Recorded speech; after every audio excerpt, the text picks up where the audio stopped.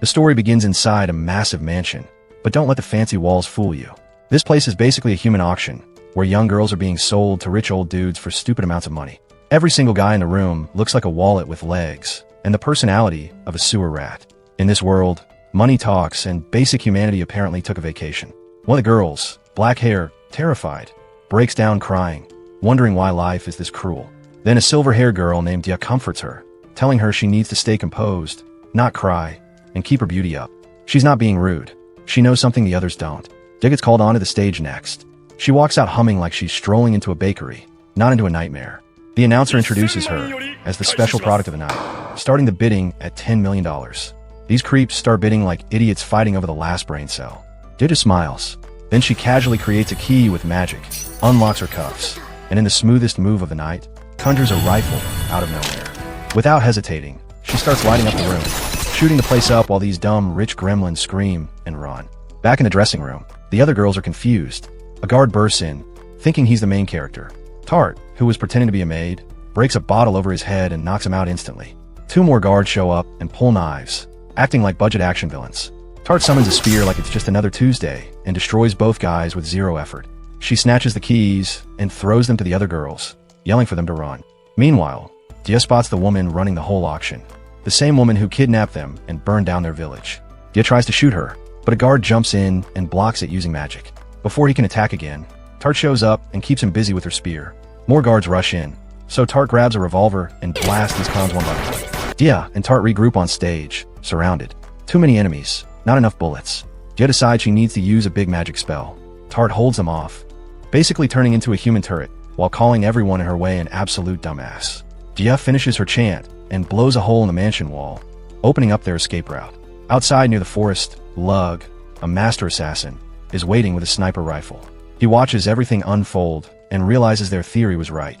The mansion owner is the monster behind all the village attacks and kidnappings.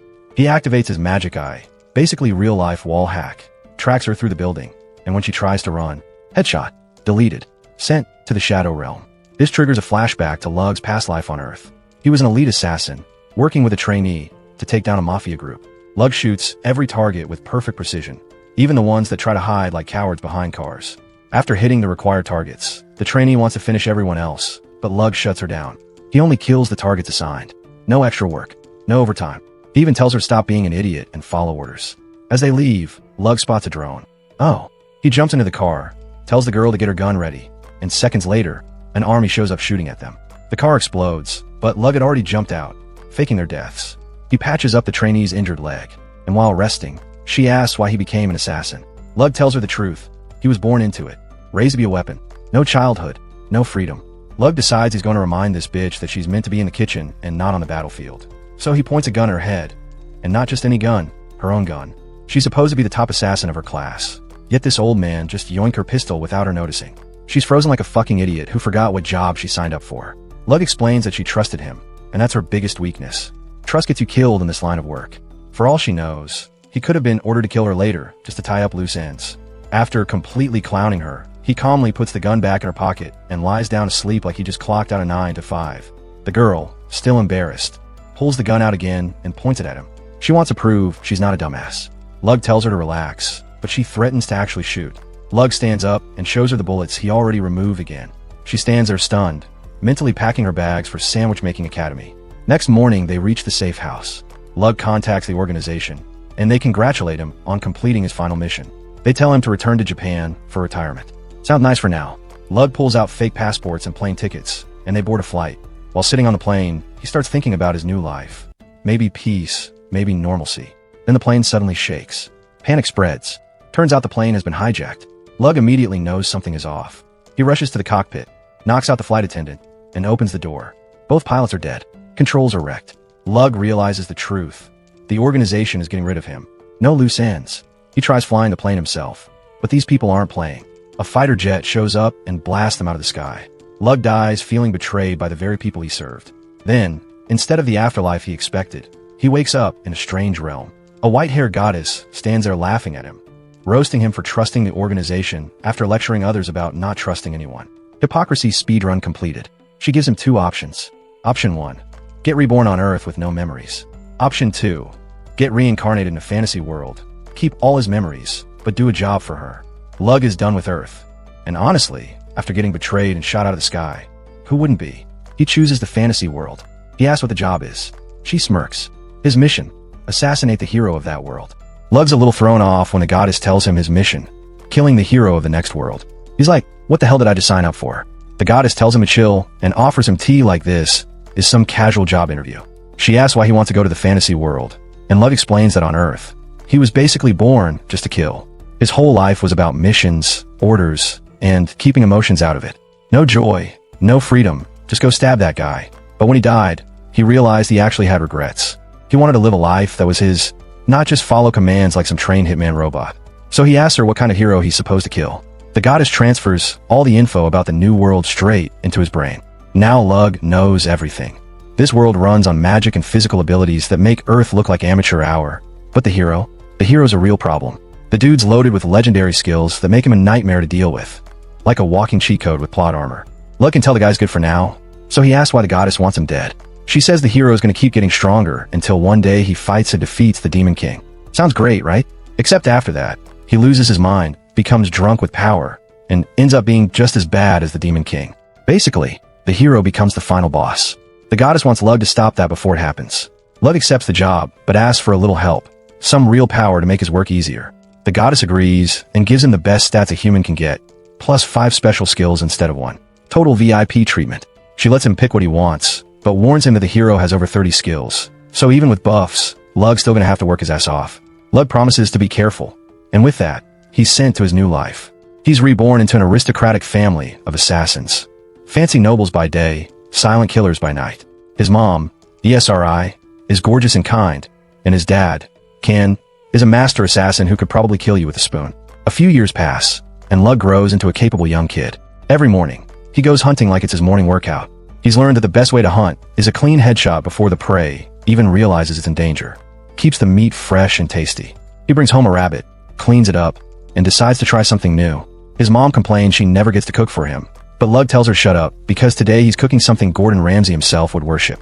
He cuts the rabbit into pieces while thinking about nutrients and protein, like a full-on gym bro rabbit meat's low in fat, but kinda bland. So he mixes in herbs and dried mushrooms and tosses it into a pressure cooker. While that's going, he works on the Koikimo sauce, something he learned while pretending to be a contestant on a cooking show just to get close to his target.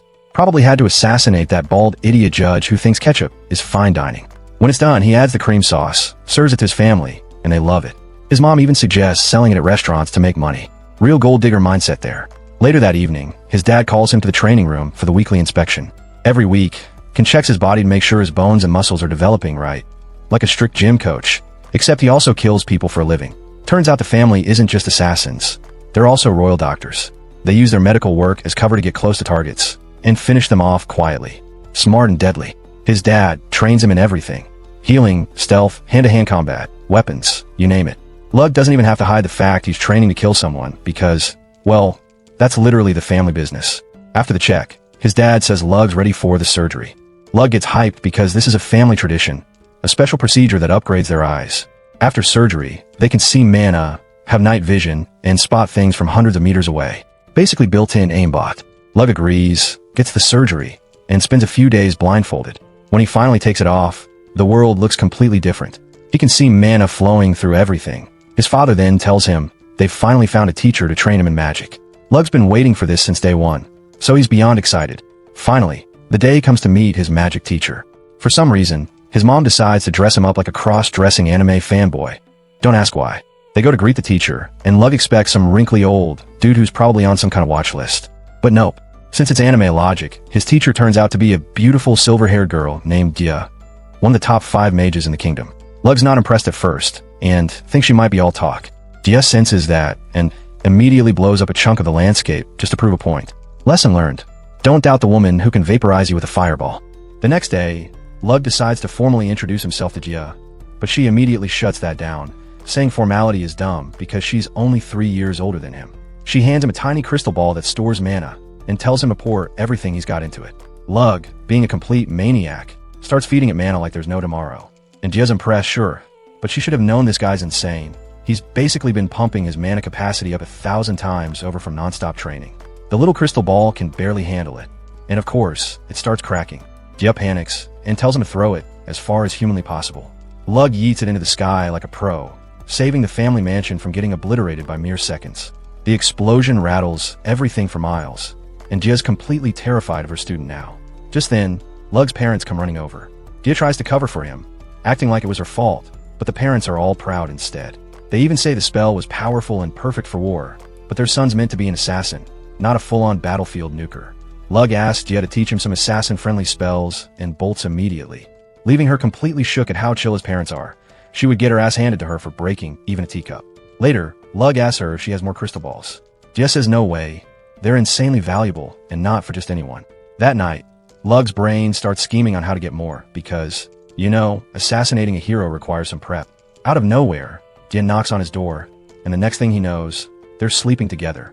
She tells him that as his teacher, he has to obey her commands, and Lug decides it's easier to just comply rather than stir up drama. Classic Lug logic. The next day, it's time to find out his attributes. Jia tells him to pour a little mana into the crystal ball. They check for fire and water, and he passes both. That's rare enough to make Jia happy, but Lug pushes for the other two elements too. Turns out, he has all 4 basic elements. Jia is floored, but also thrilled to have such a talented student. She starts teaching him how to convert his mana into a specific element, starting with earth. Thanks to her guidance, he nails it. Then a spell randomly pops in his mind. It's the first spell God sent him after he unlocked magic. He has no clue how to read it, but Jia shows him by example, and Lug imitates it perfectly on the first try. He keeps practicing until he masters it, and Jia's basically crying tears of joy. She tells him the more he practices, the more God will just dump spells directly into his brain. Lug, always the schemer, asks if she can write down her spells so he can try casting them on his own. Jia thinks it's a smart idea, and when she writes a spell to create iron, Lug nails it perfectly without divine intervention. He starts thinking that this must be some weird world mechanism preventing people from realizing they can do this themselves. The only problem? He doesn't understand the language of the spells yet. He can only pronounce them as Jia teaches him, which is not exactly efficient. So he asks her to write down all her spells so he can figure out the language. Jia starts writing different spells and notices some numbers in them. Lug immediately realizes the numbers correspond to physics stuff, like the melting point of metals. He explains it to her, but she can't process it. Physics was never her thing. Honestly, same. So Lug realizes he can actually create a spell to make gold, something Jia doesn't even know yet. He gets her to transcribe the spell values, but when she tries to cast it, she suddenly goes weak and collapses. Lug steps up, tries it himself, and bam, a gold brick appears like it's nothing. That's when he realizes he picked the B-rank skill spell weaver, which lets him literally invent new spells. Naturally, once Jia sees him do it, she can copy him too, and they both get hyped about creating new spells together. Cue the montage of them training, getting closer, and basically becoming a magical tag team. Lug then decides to go full most American spell ever, and creates a pistol that shoots tungsten bullets. Jia can do it too, but Lug isn't satisfied. He's like, why stop a pistol? So he one-ups himself, and makes a cannon capable of destroying targets miles away. Just a casual flex, nothing serious. A few days later, Jia clings to him at night because she has to go home. She wishes she could stay forever, but that's not happening. Lug gives her a titanium alloy knife as a keepsake, and in return, she gives him one of her rare crystal balls. They pinky promise that he'll come see her when she really wants to, sealing the deal like some cheesy rom-com scene. Next day, Jia leaves, and Lug's dad, San, decides it's time for him to dive deeper into the family business. He takes Lug to a prison with death row inmates, explaining that they're used as training dummies to make sure assassins don't hesitate. Lug, being curious, asks why he wasn't trained to suppress emotions like a killing machine from day one. San drops some wisdom.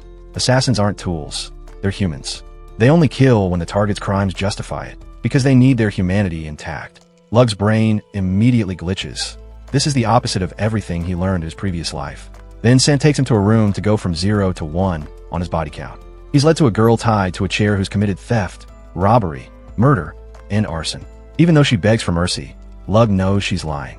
He cuts her wrist for a relatively painless death, but when she curses him theatrically, he gets annoyed and literally throws a knife at her head to shut her up. A few months later, Lug goes to the Harvest Festival with his parents, but he's not there for the rides, food, or estate economics. He's hunting for someone with mana to recruit as his assistant for the hero-killing mission. He finds an old man with mana, realizes it's not a cute girl, and instantly skips him. No luck after that, so he decides patience is a virtue and keeps looking. As winter approaches, Lug goes hunting to stock up on food. In the forest, he senses some living creatures nearby. And of course, this mad lad somehow puts his ear to the ground and detects a pack of wolves surrounding their prey. Yes, Lug is now officially a maniac-level hunter who can literally eavesdrop on animals through the dirt. So Lug decides to play predator on predator and steal the wolves' prey. But when he gets there, plot twist, the wolves aren't after a rabbit, they're going after a helpless girl. Lug, being the over-the-top hero type, immediately shoots the wolf attacking her, does a full superhero landing right in front of her to farm some aura, because why not, and tells her to hold his gear while he wrecks the rest of the wolves. Naturally, he makes short work of them, like it's just another Tuesday. Once the wolves are dealt with, he asks the girl who she is. She timidly explains that her family is dirt poor and kicked her out, so they'd have one less mouth to feed for winter. She heard about Lug's family's wealthy territory and figured she could sneak in, but the wolves found her first. Lug feels a tiny flicker of pity and makes her some porridge, telling her to eat slowly if she wants seconds, while he goes off to drain and skin the wolves. After that, he reveals he's the son of the noble family running this place. She's overjoyed, claiming it's a divine sign because she dreamed about meeting someone important the day before. Lug, being the smooth manipulator he is, offers her a spot with him so she'll never go hungry again. She's ecstatic but cautious, and Lug reassures her. She's moved to tears. Her parents never even wanted her. But Lug clearly lays down the rules. He's an assassin and will be killing tons of people in the future. If she wants in, she's helping with the work. If not, she's out. She happily accepts because he's the first person who's actually cared about her. She introduces herself as Tart, and Lug welcomes her without revealing the real reason he wants her, because she has mana. That's right, all the showing off, feeding her, and revealing secrets. Standard Lug brainwashing procedure to make sure she trusts him fully. Fast forward 2 years, Tart has become his assistant. She helps with daily tasks and his assassination work. Under Lug's training, she's a competent assassin, but her only real weapon is a spear, which is kinda nightmare for a stealth assassin since you can't exactly hide it. Lug wants her to improve, so one night, he catches her practicing knife skills in secret. She apologizes, thinking he's going to kick her out like her family did. Instead, Lug just creates a foldable spear with magic, tells her to use it, and she proceeds to wreck practice dummies. Even Lug is impressed by her skill and focus. A few weeks later, Lug and Tart hit the market. Lug's basically a local legend. He helps villagers with fertilizers, magic irrigation, and other farming hacks, and in return, they shower him with produce. By the time he gets home, his carriage is overflowing with food. Tart praises him for going above and beyond, but Lug's like, helping them is just part of being a noble. Protecting them from monsters isn't enough. He has to earn their hearts too. Tart is impressed, especially since her home region's nobles are all greedy bastards. Later that night, Lug tucks some magic crystal balls into his stash. He examines the one Dia left him and figures out how to make more. Now he has thousands of crystal balls fully loaded with magic, ready to be used as weapons if needed. Of course, Tart comes in to tell him his dad has called him to the training room. When Lug arrives, San cuts to the chase and asks about Tart. Lug assures him she's skilled enough for small missions and clarifies that she's not a spy from another noble family. He's been monitoring her closely, and her body language proves she's trustworthy. Dad seems satisfied, and Lug keeps his little mana using, wolf rescuing secret assistant safe. San is relieved after hearing Lug's explanation. If Tart had actually been a spy, they would have been forced to get rid of her, and that would have been tragic since people with mana among commoners are almost impossible to find. He still thinks the way Lug and Tart met was packed with suspicious coincidences, but now he can finally accept that it might have been nothing more than a miracle lining things up.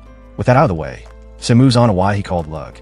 He announces that it's time for the next training exercise, which also doubles as a special test. If Lug passes this one, and then one final test afterward, he will officially graduate and become a full-fledged assassin ready for missions. Lug agrees without hesitation. The mission basically turns into father-son bonding through attempted murder. They head into the forest to spar like real assassins. Lug knows whoever locates the other first gains a massive advantage, and he instantly loses that advantage because San spots him immediately and fires arrows before Lug even senses him. Lug breaks into a sprint while scanning the forest for the attack's origin. He quickly pinpoints San and launches a knife, but San blocks it effortlessly. Lug drops low to rush him, dodging San's first strike, but when he attempts a counter, San smashes his knee. Lug kicks him away and retreats long enough for healing magic to patch his leg. He keeps hiding, thinking through the situation. He's faster, stronger, and even has experience from a previous life. Yet he's still getting overwhelmed because San uses his magic eyes to read tiny shifts in movement. They're not exactly Sharingan, but they give him enough predictability to stay one step ahead. Lug suddenly feels bloodlust approaching. Lug decides to change tactics. Instead of running around, he focuses completely on reading his father's movements. He plants himself near a tree, waiting. 2 separate waves of killing intent hit him. A knife flies in from the right, and he dodges it, only to see a second knife coming from the left. Lug deflects the knife just in time as San lunges from behind. San's blade digs into Lug's shoulder, but Lug's own blade is already at San's throat. Lug accepts defeat. Later, San wraps Lug's wound, quietly annoyed that his prepubescent son managed to beat him while holding back. Still, he sees the bright side. This means the future of their family is in good hands. Lug explains that using magic would have made the whole exercise meaningless, since it was supposed to be a pure test of skill. This hits San in the heart a little, making him realize his son is basically grown now. He declares that he has nothing left to teach. From here on, Lug simply needs real-world experience. From that day forward, San starts taking Lug along on field missions where they quietly remove corrupt nobles doing unforgivable things. Their secret work involves taking lives, but their day job involves saving them. San is the best doctor in the entire kingdom, which gets him frequent invitations to noble households. He brings Lug, so he can learn how much effort nobles put into their security. On their way back from a patient's mansion one day, San tells Lug about his final training exercise, which also serves as his last test before he can start taking solo missions. He explains that assassins don't always sneak in through the shadows. Sometimes they walk right in through the front door, disguised as someone harmless, earning trust before going for the kill. Lug already understands this infiltration method, and assumes San wants him to play the role of a chef since he's pretty good at cooking. San shakes that idea off completely. He wants Lug to pose as a merchant instead, since nobles lower their guard around merchants who can acquire rare goods for them. He even secured a flawless fake identity for Lug under the name Illig Baylor, the son of a well-known merchant family. The head of the Baylor family owed San a major debt, and this was the perfect way to pay it back. So the merchant families agree to train Lug for the next 2 years, and San decides this calls for a whole-ass celebration. Every branch family in their assassin network pulls up, smiling, cheering, hyping up Lug like he's the prodigy of the century. And honestly, he kind of is.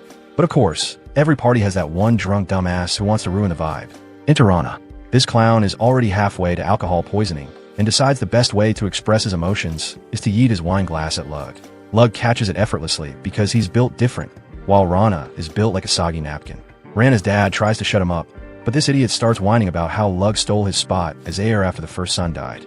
Bro is really out here pitching a whole tantrum because the universe refused to hand him the title he thought he deserved. He's basically the definition of an NPC with main character jealousy. San doesn't waste time and tells him to settle it with a fight. Rana barely blinks before he realizes Lug is already behind him with a knife to his throat. Lug gives him a tiny cut as a warning, and San calls the fight over. But Rana, being the drunken Karen he is, decides to charge at Lug anyway. So Lug pins him to the floor and snaps his arm like a cheap action figure. San uses this moment to hype his son up like a proud dad at a little league game, bragging about how nobody here can beat Lug. Meanwhile, Lug isn't even thinking about the flex. He's plotting. Later that night, he calls Rana out to the garden. Now that Rana is sober and no longer operating on pure fermented stupidity, he admits he acted like a gremlin earlier. He's still salty, since losing to a kid 4 years younger than him hurts his pride. Lug tells him that he has it easy. His own dad, the strongest assassin of the family, just got folded by someone 30 years younger than him. Rana is stunned, finally realizing the rumors about Lug beating San weren't just clan gossip. Lug then makes him an offer, not to be an assassin, because Rana sneaking around is about as subtle as a firework in a church. But as a knight, since his swordsmanship is way better, Rana might be arrogant, but he's not a total dumbass. Becoming the right-hand man to the future family head is a sweet deal, so he accepts. The next day, Lug heads out to train with the Baylor family, and Dia tags along. They reach Mel 2, a big merchant town, and Lug changes his hair as he steps fully into his merchant persona. Meanwhile, in the same town, a blue-haired girl named Maha is running a tiny but successful business. Her dad was a merchant, so she learned everything from him. Now she leads a group of orphan kids who guide new visitors around the city. It's not flashy, but it's honest work, and under Ma's leadership, they're doing way better than they would have alone. Maha dreams of becoming rich enough to get them all a proper home. But just as life seems stable, a bunch of wannabe tough guys show up at their base and loudly announce they're here to kidnap them. These dudes really walked in like NPC bandits with the stealth level of a marching band. Maha blasts one of them with her magic and yells for the kids to run. She tries to escape too, but gets caught along with 2 others. They're dragged to an orphanage outside town, run by Torin, an ugly bastard whose face looks like it lost a fight with a frying pan. Torin tells them they're now part of his orphanage, and one boy snaps back saying they don't need his help. Torin punches him instantly and warns that anyone who disobeys or tries to escape gets punished. The kids are tossed into a room where more of their friends are already imprisoned. They wonder why the hell anyone would kidnap them just to shove them into an orphanage. One girl mentions the Lord's wife runs charitable orphanages and funds them, so Torin basically kidnapped them to cash in free money. Budget villain behavior. One of the thugs throws in a bag of vegetables as their weekly food supply, because starvation builds character, apparently. The kids are hopeless, but Maha stays strong and tells them to cook what they have. As they eat, they sit there thinking that they once wished for a roof over their heads, but definitely not like this. All this happened a couple of years ago, and now everyone has grown older. But their lives haven't gotten better. They're used as servants in the orphanage and forced to stitch clothes to sell. Anyone who can't keep up gets beaten, but Torin tells the thugs to go easy on them, so the kids stay in perfect condition for his next business plan, selling them to disgusting creeps with the worst possible intentions. One by one, Ma's friends go through hell, and one girl, completely broken, goes as far as cutting her own face with a scythe so that no one would ever want to buy her again. This town is about to need love more than it even realizes. A couple years later, Maha overhears Torin talking to his goon about how she's finally old enough to get her own customers. She instantly freaks out, remembers everything her friends went through, and bolts to the barn to slice her face so no creep will want her. It's heartbreaking and messed up. But before she can go full self-scarification, Lug shows up behind her dropping some emotional cringe about not ruining her own face. Bro really walked in like a JRPG protagonist trying to collect side characters. Soon Torin gathers all the girls and lines them up in front of Lug, proudly introducing him as the son of the Baylor Trading Company who wants to take one girl as his assistant. All the girls suddenly have hope, except the one who already cut her face. She's just standing there like life handed her DLC she didn't want. But Lug only cares about Maha. He asks her to become his assistant, but Maha hesitates because she doesn't want to abandon her friends. She's thinking loyalty. Meanwhile, Lug is already playing chess while everyone else is drawing stick figures. He makes the purchase deal with Torin, and Torin tells him she needs 3 days to prepare, which is basically villain code for 3 days until I sell her to some freak. Maha picks up on it instantly, but can't say anything. Lug accepts the terms, but drops a reminder that, as far as the deal goes, Maha is now part of his family. That line hits Torin right in his little corrupt soul. Later that night, Maha is being transported to her first customer, and Torin starts getting touchy, complaining he could have made more money if Lug came a month later. Maha thinks about Lug and how she doesn't want some trash bag creep touching her before going with him. That fear and desperation awaken her mana, and she shoves Torin away, forcing the carriage open and sprinting into the forest. But the head thug chases her down since he's got mana too. Maha begs him to let her go, but he pins her down talking about how maybe he should enjoy her first this time. This dude is the bottom of the barrel, the type of guy who smells like unwashed bedsheets and guilt. Just then Lug arrives, and sends the man flying like he's trash being taken out on recycling day. He tells Maha he needs her to come with him. Torin shows up whining that Lug can't take the girl yet, but Lug responds that he won't put his family in danger. Torin orders his lackey to attack him.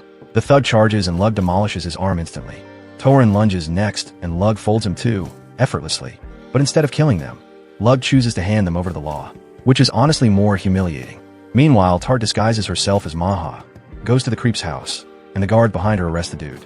That's called teamwork with a side of psychological warfare. The next morning, Torin and his entire crew get arrested and the girls are freed. Lug even heals the scars on the girl who cut her face as a gift to Maha. She's finally free, but she has to leave her friends behind to follow her new path. A few days later, Lug performs surgery on the real son of the Baylor family, but tells him to keep it quiet. The Baylor head is grateful and asks how he can repay Lug. Lug just asks to keep them as a backup safe house in case his assassination job gets spicy. Baylor agrees happily, and then remembers he already finished the adoption paperwork for Maha. 2 weeks later, Baylor shows Lug the layout of one of their stores. It used to be a liquor shop, but that failed miserably, probably because their marketing was as dry as their product. They want to repurpose it and ask Lug to run it since they trust his skills. Lug accepts and later tells Tart and Maha his plan. Turn the store into a noble targeted business selling high-quality cosmetics and sweets. Women with money love expensive treats and skincare, and nobles love gossip. Perfect for his assassination recon work. He runs the idea by Rudolph, yes, red-nosed reindeer energy, and his wife, who hates Lug with her whole soul because she thinks he's her husband's secret kid. She's got dramatic soap opera energy. They tell him cosmetics is an oversaturated market, and brand name matters more than the product. Lug agrees, then casually drops the world's first moisturizer like it's nothing. He explains how removing makeup damages the skin long-term, and she nods along. Then she tries the moisturizer, and instantly notices her skin feels different. She even peels off her mask to reveal her wrinkly face, and Lug politely but ruthlessly informs her that she could have looked better years ago if moisturizers existed. She actually agrees. Even Baylor tries it out. Then Lug asks his fake stepmom to put makeup over it, showing that it protects her skin while letting her still paint herself like a circus performer. She gets so impressed, she literally starts accepting Lug like he's her own son. Nothing wins over a noble woman like youth-preserving lotion. Baylor's wife takes the moisturizer like it's divine treasure and immediately starts planning which of her rich gossip circle friends deserves the honor of receiving a sample. Her husband tells her to pass them around, so they have a customer base ready by the time the product hits the market. After that, he turns to Lug and asks how many bottles they can produce in a week. Lug explains that he can only manage about 200 for now, and that they definitely should not hire workers immediately, because that would risk leaking their secrets to competitors. Slow and steady scaling is the safest play. Baylor gets the logic and tells him to get the operation moving. Lug says that to make this moisturizer properly, he needs to return to the land of the medics and assassins because one of the key ingredients only grows there. He decides to set up the factory in his home territory, so nobody can steal their formulas. Baylor approves, and Lug heads back home with Tart for the first time in a long while. A month later, Lug's cosmetic shop is the hottest thing in the kingdom. Maha runs the entire operation like a girl boss CEO, backed by her orphanage friends who now have stable jobs and a future. Lug becomes famous across the noble class, which is perfect for assassinations because nothing gives you access like being the kingdom's favorite skincare influencer. Tart is impressed with his rise to fame, but she's even more touched that he hired Ma's friends. Lug insists it was business strategy, but Tart just sees a soft-hearted Pookie trying very hard to cosplay as a cold Sigma. When Lug asks about factory security, Tart tells him that spies have tried breaking in and bribing workers, but failed every time. Lug knows the competition is getting desperate. That night, he senses someone sneaking toward his room. The spy plans to kidnap him for the moisturizer formula, but Tart and Maha catch the dude before Lug even gets out of bed. They interrogate him afterward, but he croaks like a budget villain who forgot his lines. Lug shrugs it off and decides to use his monthly day off to visit Jia. Tart and Maha instantly become depressed houseplants when he leaves, so they decide to cook something delicious while waiting for him. Meanwhile, Lug flies to Jia's home with chocolate cookies, and she shows him her newest creations. She proudly demonstrates an anti-gravity spell, and Lug is annoyed because he thought he would be the first to discover it. They spend the day having a mini tea party, roasting each other's spell choices, and practicing magic before Lug returns home for the night. Time passes. Lug sends Tart out to battlefields as a mercenary, so she can rack up experience points like she's grinding levels in an RPG. Maha stays behind to handle the business and improve her merchant skills. Lug, meanwhile, spends his days charming nobles at fancy parties to build connections for future missions. 2 years pass in the blink of an eye, and it is finally time for him to return home. Lug decides to leave Maha in the city to run the cosmetic empire. She confidently shows him her plan to open new branches and reveals the first location she chose. Lug is shocked because after digging into her past, he knows it belonged to her father's company before her father was betrayed and murdered by his right-hand man. Maha escaped to the city afterward and now plans to reclaim everything that was stolen from her. Lug tells her to do whatever she needs to as long as she delivers results. Maha is touched, and right then her orphanage friends come in with a farewell gift for Lug, thanking him for giving them a real life instead of suffering. Lug accepts it and tells them he will never forget them. After that, he turns back into his original appearance and prepares to return home. Maha promises to run both the business and the information network he built, and asks Lug to visit her sometimes, because she would be lonely without him. Lug promises to drop by between missions. While riding in the carriage, Lug notices Tart looking gloomy since she already misses Maha. Suddenly, Lug senses mana ahead and orders the driver to stop. A pack of wolf monsters surrounds them. Tart asks for permission to flex her skills, and once she gets the green light, she whips out her spear from her incredibly well-defined thighs and goes full Spartan mode on the wolves. She mixes magic with martial arts and Lug is impressed, though he can't help thinking that if monsters are attacking human settlements, the hero must be appearing soon. They finally reach Lug's homeland, and he visits the local farmers first.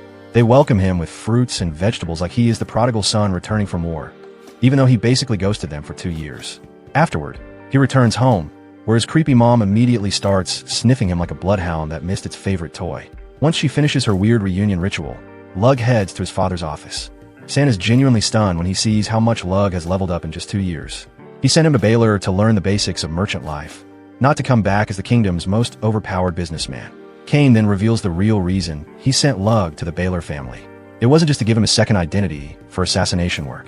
He wanted Lug to learn another way of living, a life where he didn't have to bathe in other people's blood for a living.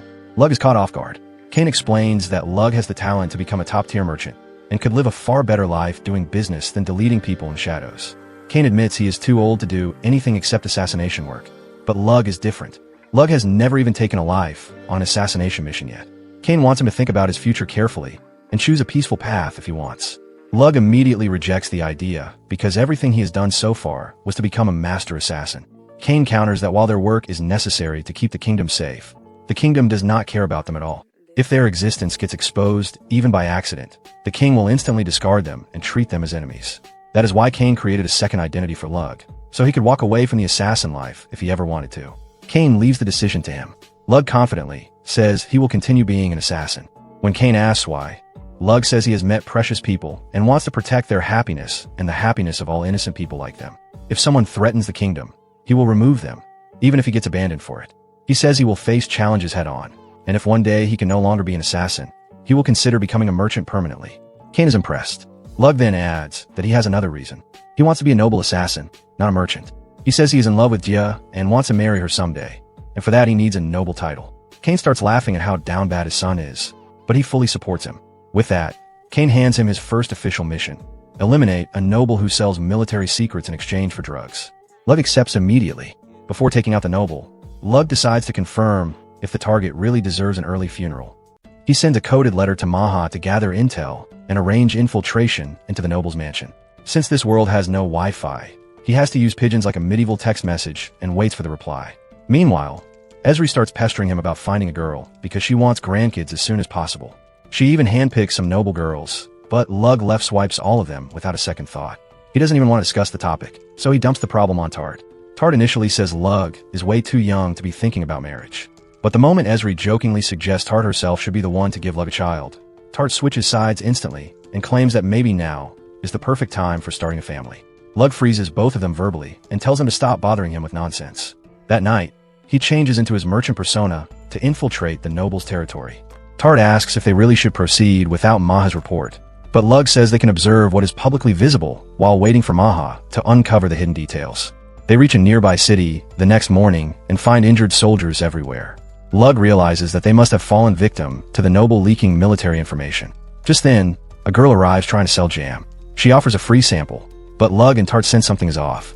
Lug tastes it and confirms it contains drugs. He warns the girl she still has a chance to stop, then smashes her entire basket like a frustrated mobile gamer. The girl panics as she tries to recover what's left. Soon after, a group of thugs show up to defend her business. Lug and Tart fold them like laundry within seconds. But Lug knows these are just low-level peddlers. Smacking a few addicts won't fix anything. He focuses on the girl, who reveals she needed the drug jam because her mother is addicted. Lug goes to visit the mother and finds her completely unhinged from withdrawal. She even attacks her own daughter. Lug subdues her, uses mana to knock her out, and alters her brain chemistry so her body no longer needs the drug, but she may still have psychological cravings. That evening, Lug and Tart return home and find a shipment of cosmetic products from Maha, along with a report. She confirms that the noble is basically the Heisenberg of this region's drug trade. He claims the cartels are active here and that it's not his fault drugs circulate, but Maha says he actually bribes high-ranking nobles, which is why the king can't easily punish him. This is all Lug needs to hear. He decides this mission is absolutely happening. The next morning, Lug heads toward the noble's mansion, disguised as a merchant. Maha insists on tagging along because she was lonely and immediately starts clinging to Lug like a koala, openly saying she wants to collect some of his DNA. Lug ignores her with the same energy. People ignore the terms, and conditions pop up. When they reach the noble city, Lug notices it is way too rich for an agriculture-based region. Someone is clearly playing dirty. The noble's mansion is basically screaming about how wealthy he is. They are greeted by the noble's wife, who is thrilled to meet the founder of the world's hottest moisturizer brand. Lug keeps his merchant composure and presents her with the company's newest creation. The noble's wife looks at Lug like he just handed her early access to the hottest skincare drop of the decade, and asks why he's showing her the product before it's even launched. Lug hits her with the smooth merchant brain rot and explains that everyone knows her husband is the golden boy of noble society because he's been developing his territory at record speed. So, naturally all eyes are on her. They want her to be the first one to try the product, so that noble ladies everywhere start paying attention. The woman is instantly flattered. Her ego inflates like a cheap balloon. She starts bragging about how just a few years ago, they were broke as hell, and now they're swimming in cash. Right then, her husband walks in, the target himself, and introduces himself to Lug. He thanks Lug for choosing his wife to sample their new product, and Lug can see it immediately. This man genuinely loves his wife. Not in the creepy, controlling way, but in the my wife is my whole world way. The kind of guy who would hold her hand crossing a flat road. It almost makes Lug feel guilty, almost. That evening, the noble throws a party. The moisturizer bottle becomes the celebrity of the room, even more than Lug himself. Everyone crowds around them. The noble, meanwhile, keeps going on about how much he loves his wife, literally kissing her in public like they're teenagers who just discovered hormones. Lug is low-key jealous. Man is thinking, wow, must be nice not being surrounded by crazy assassins, traumatized orphans, and girls who keep asking you for DNA. After a few days of observing, Lug finds the perfect opening. He learns that the noble likes to gaze at the moon every night before going to sleep. The man is basically doing a romantic anime outro alone. Lug prepares his sniper shot, with Tart watching his back. Once his target is in position, Lug fires. One clean shot to the head. Instant lights out. No suffering. no screaming, just a silent uninstall from existence. Lug is satisfied, until the wife comes to the balcony and sees her husband dead. Her reaction punches Lug right in his emotions. He compares it to his previous life, where killing someone felt like deleting a file. Now it actually hurts him. Not enough to undo it, but enough to remind him he's no longer the emotionless murder robot he used to be. A few days later, Lug takes the girls on a little vacation to a deserted island. Because hey, assassins need PTO too. When they get home, Maha brings him the research he requested. She's found the divine treasure he was looking for, a powerful spear. Tard asks what a divine treasure even is, and Lug explains they're ancient, indestructible artifacts with ridiculous power levels. Maha says she's trying to negotiate with the current owner, Satanta, who she suspects is the top candidate for the next hero. Negotiations aren't going smoothly, but Maha says to trust her merchant skills. She's got this. Lug lets her handle it. Then she drops the bad news. A civil war has broken out in a nearby kingdom, and Jia's family has sided with the loyalists. Lug tenses up, but then Maha hits him with the worst news. A soldier in the rebel faction has been causing major chaos. That soldier is Satanta, the same guy who owns the divine spear. Lug wastes zero time. He flies straight to Jia's home. Jia greets him all cheerful, as if the world isn't burning. He brings up the war, and she casually tells him it's far away and not as serious as people say. Lug tells her the rebels might have the hero on their side, and normal humans won't stand a chance. He even offers to use his secret identity as a merchant to evacuate her whole family before things get ugly. Jia snaps at him. She says she's a proud noble, and she has a duty to protect her kingdom. Then she instantly switches back to being cute, and asks Lug how he dyed his hair. Lug tries to tell her this is not the time for clown behavior, but Jia refuses to listen. She wants to go on a date because her dad isn't home. Lug gets dragged along because apparently he has no say in anything. Jia dyes her hair to match his, and they go into the city. Lug starts listing good restaurants, but he stops mid-sentence when he senses a merchant walking by. He immediately recognizes the guy as a former soldier because he has a sixth sense for spotting military types. Turns out the city is full of them. Jia says her family invited retired soldiers to settle here so they can help evacuate civilians if war reaches the city. That checks out. Then she spots a new store and sprints inside like a kid who just saw toys on discount. It has an archery game, and she begs Lug to win a teddy bear for her. Lug takes aim using mana, but Jia complains that it's cheating. Lug has no idea how to not be overpowered, so he decides to teach her instead. Shockingly, she hits the target on her third try. Lug is impressed. Tar would have taken that personally. After that, they're just vibing on their date like two normal people who aren't secretly involved in political chaos and assassination plots.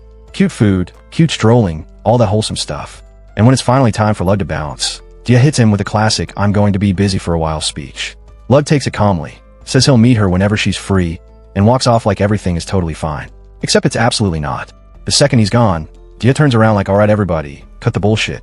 And boom, everyone drops their disguises. They're not random townspeople. They're soldiers strapped up and ready for war.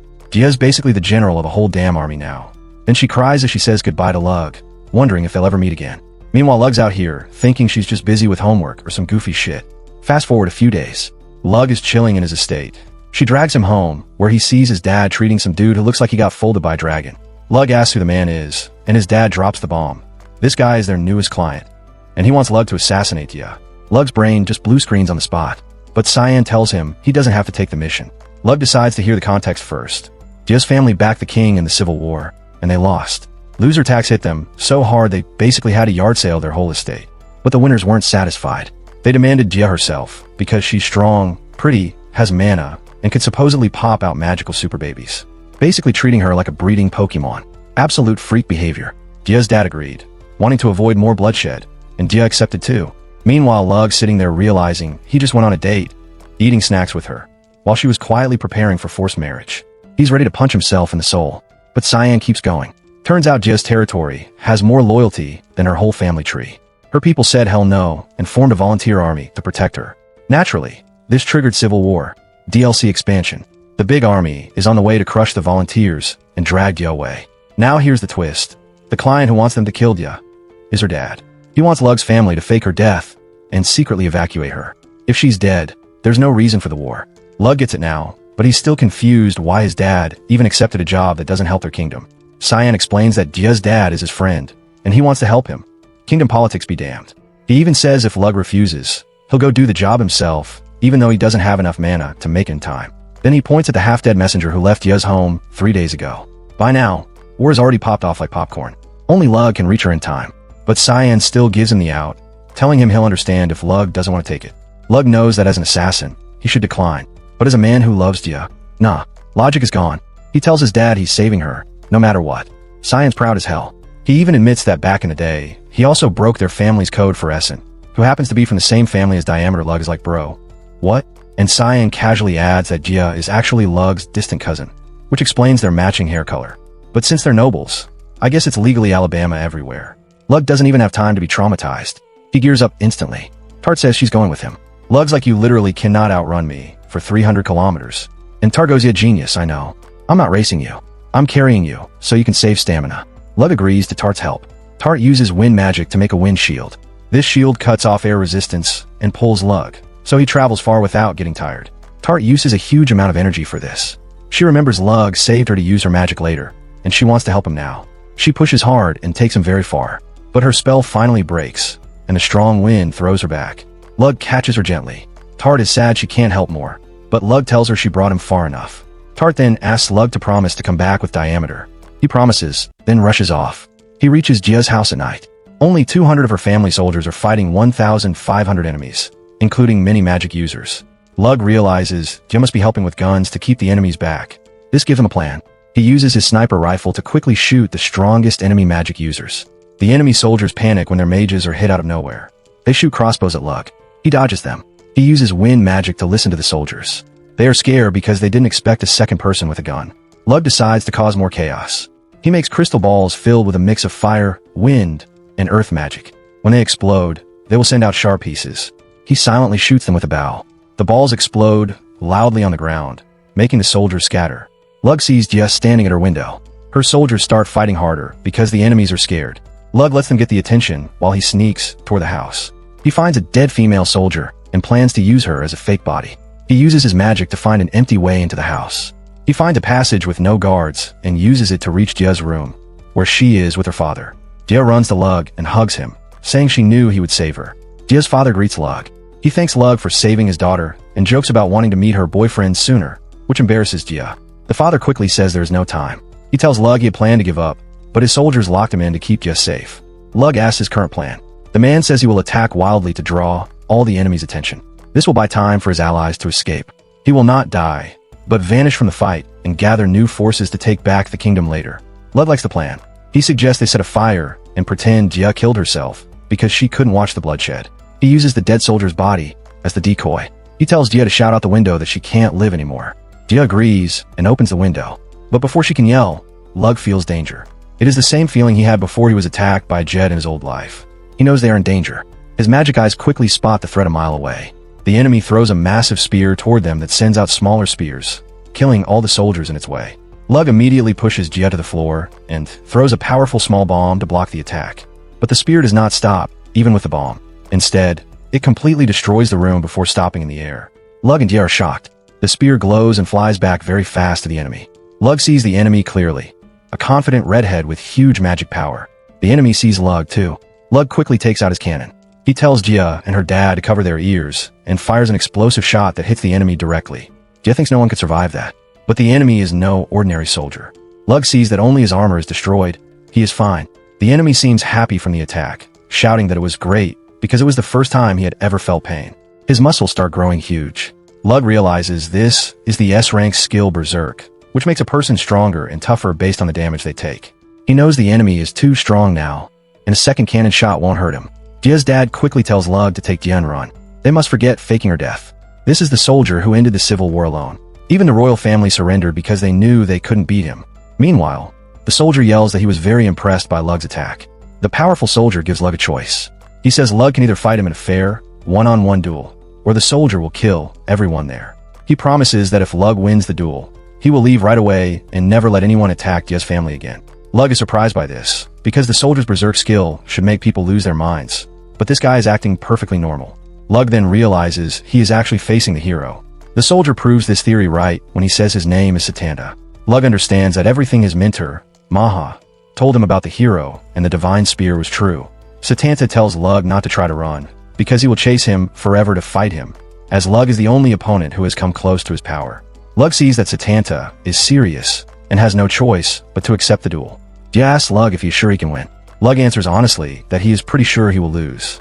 As he puts away his cannon, he says that if the cannon couldn't hurt Satanta, He won't last even 10 seconds. Jia is scared and asks how he can fight someone he can't beat. Lug replies that he just can't beat Satanta in a fair fight. He uses his magic to summon a large, black rocket, telling Jia he is an assassin and will fight like one. He throws the rocket outside, and it disappears instantly. Lug then asks Jia's father to come with him, saying his presence is needed to end the war with this duel. Jia's father offers to use his remaining soldiers to slow Satana down so Lug and Jia can escape. Lug quickly rejects this idea, saying the soldiers would be wiped out in a minute, and Satana would catch up anyway. Lug states his plan clearly. He will assassinate Satanta. He knows that if Satanta is truly the hero, he will only keep getting stronger. So if Lug can't kill him now, he never will. Lug and Jia's father walk out to meet Satanta, and Lug accepts the challenge. Satanta is happy because no one has ever agreed to duel him before. However, Lug is waiting for the weapon he launched earlier to be ready, so he needs to delay Satanta for 5 minutes. Lug starts by giving a fake name to confuse the aggressive hero, while secretly checking Satana's body for any injuries from the earlier explosion, but everything is healed. Lug then asks Satanta if he will truly pull back his forces if he loses. Satana promises he will. Satana promises he will fight anyone who tries to hurt this area. If Lug doesn't believe him, Satana says he is ready to put a magic spell on himself to make it a binding promise. Lug says he trusts Satanta, but Lug points out that if Satana dies in the fight, he cannot keep the promise. Satanta gets very angry and excited because no one has ever talked to him this way. He tells his helper that if he dies, the helper must keep his promise for him. This takes up more time. Then, Lug asks Satana what happens if Lug dies instead. Satanta says he will kidnap Jia and kill everyone else. Lug says he can't let that happen. The hero is now ready, but Lug tells him to ask his men to step back. Lug says they will get killed for no reason if they stay close during the fight. Satanta agrees and tells his men to move away.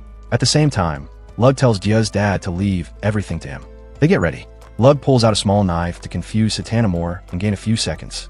Lug says the fight will be over before Satanta can throw his spear, which makes the hero even more angry. Lug says he will throw a coin into the air, and the fight will start when it hits the ground. Satanta agrees to this. Lug throws the coin very high on purpose. This gives him just enough time for his special attack to get ready. Satana is only looking at the coin, ready to move first. He does not see a huge attack coming from the sky that hits him perfectly. There's a massive explosion. The blast pushes Lug backward. He thinks the fight was over long before it even began. The attack was based on a strong weapon from Lug's old world. Heavy metal rods dropped from space. In the old world, it failed because of the air. But here, Lug used magic to fix it. He first made the heavy metal rod and sent it to space with anti-gravity magic. He also put a spell on it to stop it from burning up when it fell back down. He had practiced aiming this skill before, so he was sure it would hit. All he needed to do was waste time until the attack landed. He did this because Satana was too proud and easy to trick. Lug hits the wall from the explosion shockwave. He knows no one, not even the hero, could live through that. However, Lug is also badly hurt. He tries to heal himself, but falls unconscious. A few minutes later, he wakes up to Jia calling his name. She is very worried. Lug tells her he is okay because he won the fight, and now she is safe. Lug sees that the enemy soldiers have run away. He has no witnesses to see the fake attack on Diameter. Jia says it doesn't matter. Then, Lug is so happy and full of emotion that he kisses her. Soon after, Lug brings Jia home. His parents are happy to welcome her. Jia becomes part of Lug's family, and things go well. But one day, Sin tells Lug that the real hero has appeared in their kingdom. This means the Demon King is also gaining power. Lug is shocked. He realizes Satana was not the true hero, and his job in this world is still not finished. But that's where the video ends. Don't forget to like and subscribe for more juicy recaps.